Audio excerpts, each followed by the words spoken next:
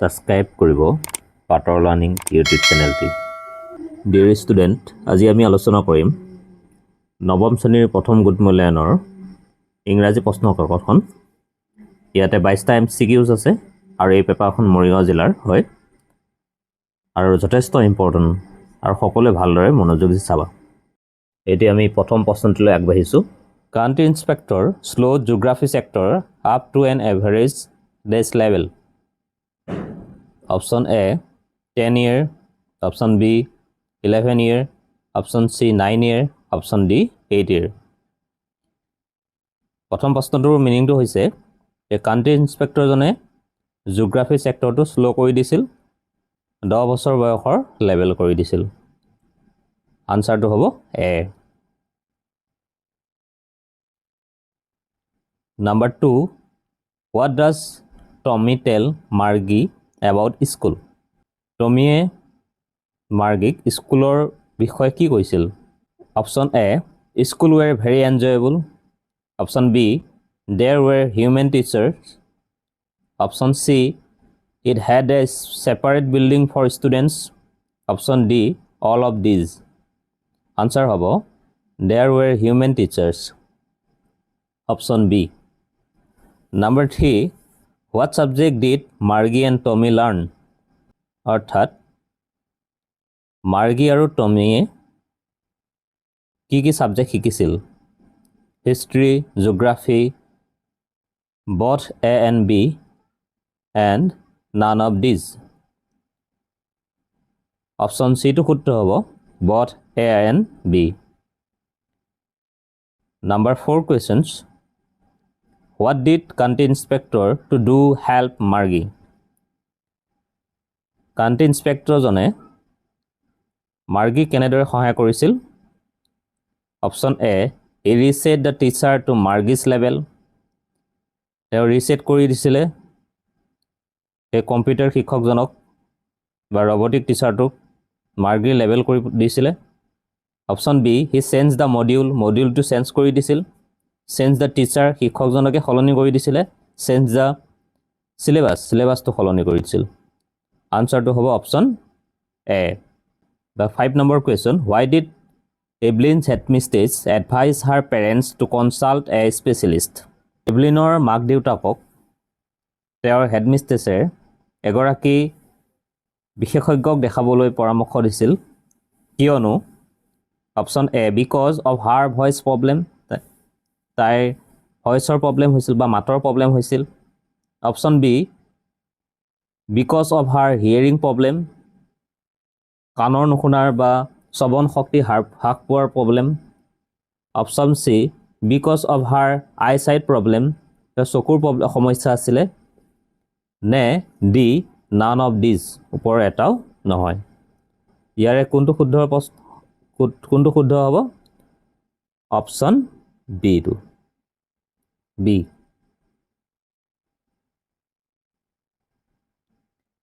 Number 6, when was her deafness confirmed? তাইৰ যি ডিফনেছ, শ্ৰৱণ শক্তিৰ হেৰুৱাৰ কনফাৰ্মটো কেতিয়া হৈছিলে? At 6 years, 6 বছৰ বয়সত। At 8 years, 8 বছৰ বয়সত। At 11 years, 11 বছৰ বয়সত। নে at 13 years, 13 বছৰ বয়সত? 6 নম্বৰ প্ৰশ্নটোৰ উত্তৰ হ'ব 11 years, মানে 11 বছৰ বয়সত। Number 7, what did Ron Forbes advise Evelyn? যে ৰন ফৰ্বছে এভলিনক কি পৰামৰ্শ বা উপদেশ দিছিল? অপশ্যন A, ফৰগেট মিউজিকটো পাহৰি যাব দিছিল। লিচেন টু মিউজিক শুনিব দিছিল। টু চেঞ্জ দ্য মিউজিকটো অনুভৱ কৰিব দিছিল। নে D, none of the above, ওপৰৰ এটাও নহয়। 7 নম্বৰ প্ৰশ্নটোৰ উত্তৰ হ'ব C, to change the music. Number D, why does the remove her shoes on a wooden platform during her performance অৰ্থাৎ ইয়াত সি মানে এভলিন গ্লিনিৰ কথাই কৈছে যে এভলিন গ্লিনিয়ে যেতিয়া পাৰফৰ্মেন্স কৰিছিল ষ্টেজত সেই উডেন প্লেটফৰ্ম অৰ্থাৎ কাঠেৰে নিৰ্মিত যিটো ষ্টেজ আছিল তাত পাৰফৰ্মেন্স কৰিছিল সেই পাৰফৰ্মেন্স কৰাৰ সময়ত কিয় তাই শুজ বা জোতাযোৰ বা জোতা খুলি লৈছিল option A to feel the vibration through her feet যে তাই কি অনুভৱ কৰিবৰ কাৰণে যে খালি ভৰিয়ে যাতে তাই ভাইব্ৰেশ্যনটো কম্পমানটো যে কি কৰিব পাৰে অনুভৱ কৰিব পাৰে option B because she respect the music যে তাই মিউজিকটো সন্মান কৰে বাবে তাই জোতাযোৰ খুলি লয় মঞ্চত option C because she didn't like shoes যে তাই জোতা ভাল নাপায় D none of the above ওপৰৰ এটাও শুদ্ধ নহয় এতিয়া 8 নম্বৰ কুৱেশ্যনটোৰ কোনটো আনসাৰ হ'ব এ এবাৰ আহিছোঁ 9 নম্বৰ প্ৰশ্নলৈ why was playing pungi in the palace banned option A it had a sharp sound option B it was not good option C it was unpleasant option D all of these উত্তৰটো হ'ব it was unpleasant number 10 who thought of improving the sound of the pungi যে কোনে ভাবিছিল যে পুংগিৰ সাউণ্ডটো বা মাতটো অলপমান কি কৰিব পাৰি ইমপ্ৰুভমেন্ট কৰিব পাৰি option A musician option B a singer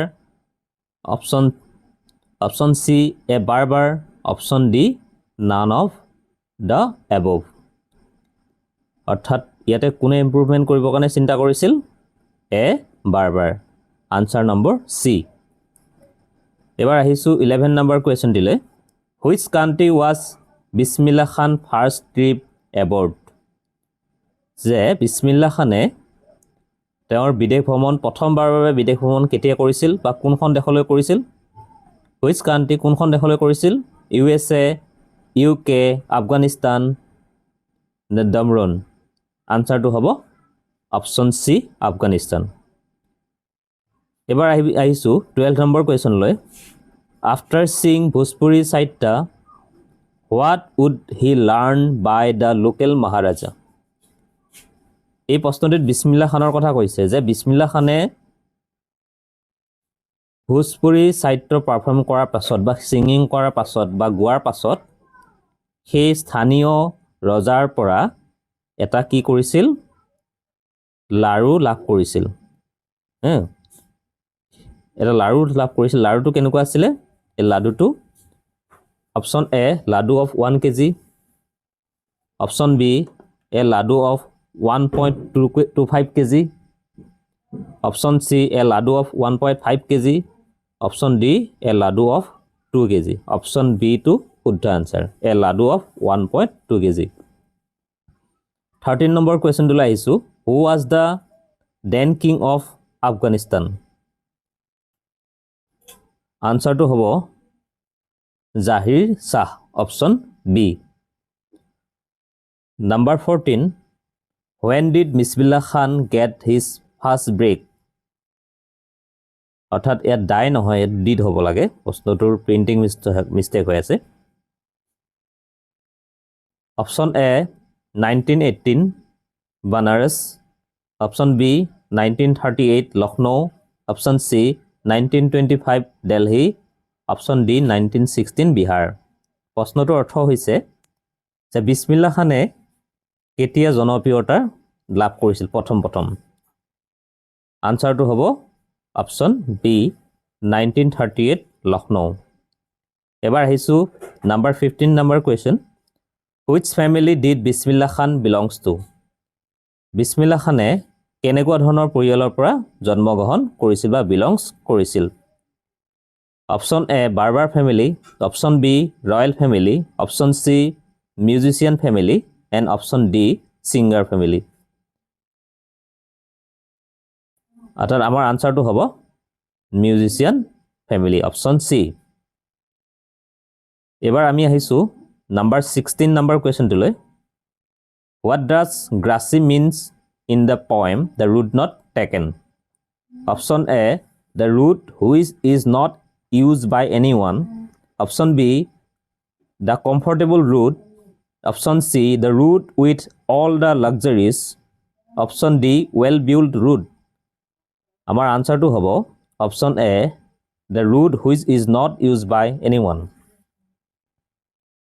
Grassy means মানে হৈছে বনেৰে বা ঘাঁহ বনেৰে আগুৰা। ইয়াতে কবিতাটোৰ মতে যেটো ৰাস্তাত কোনেও খোজ কঢ়া নাছিল তাক বুজাইছে।